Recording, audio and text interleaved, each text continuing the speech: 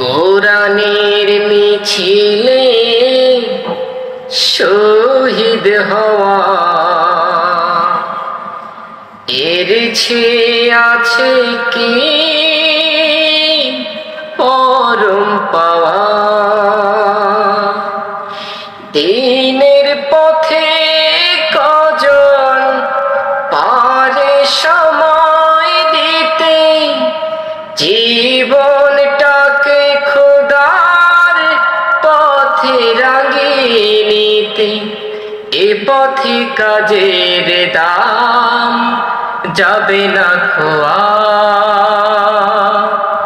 Hasan